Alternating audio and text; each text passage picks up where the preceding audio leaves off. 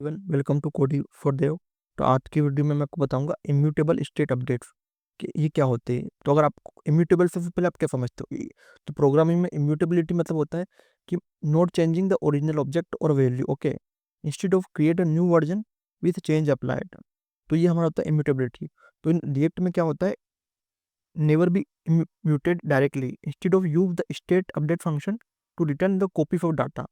तो why should not muted state directly, हम directly उसको अपडेट क्यों नहीं करते। तो इसका है कि रिएक्ट है वो रिलाइज करता है स्टेट चेंज में, लाइक वो कंपोनेंट को पहले डिटरमाइन करता है, रीरेंडर करता है, वो फिर म्यूटेट करता है डायरेक्टली। तो react won't detect change, react हमारा चेंज डिटेक्ट नहीं कर पाता, इस कारण वो क्या करता है, यूआई उसकी अपडेट नहीं हो पाती।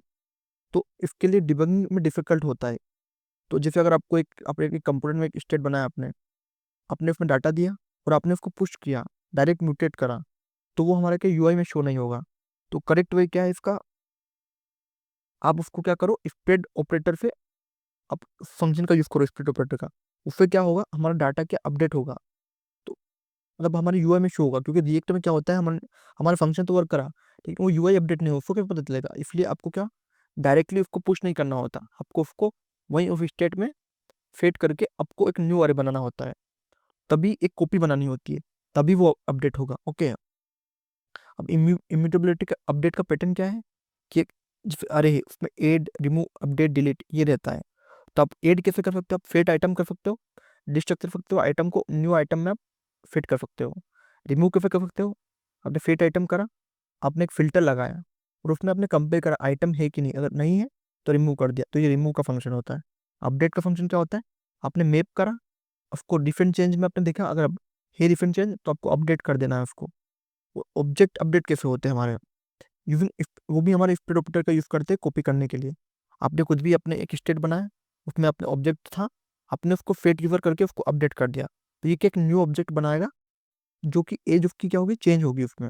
ओके, अब जो फंक्शनल अपडेट्स क्या होते हैं हमारे, जब हमारा जो स्टेट होता है वो प्रीवियस पे डिपेंड होता है, तो हम डायरेक्टली हम चाहे तो स्टेट लिख सकते हैं कि काउंट काउंट प्लस वन, लेकिन हम प्रीवियस का यूज करते हैं ताकि प्रीवियस काउंट भी हमें पता रहे। तो ये इसलिए यूज होता है कि अफिंग स्टेट अपडेट रहते हैं, वो मल्टीपल कॉल एक रो में जाते हैं हमारे।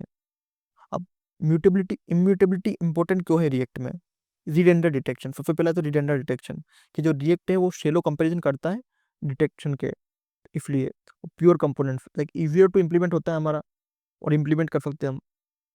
और टाइम टेबल ऑफ डिबगिंग, जो हमारी डिबगिंग होती है, डिडक्ट डेव टूल्स हम डिबगिंग करते हैं, वो भी आके वीडियो बताऊंगा, तो वो हमारी ईजी होती है।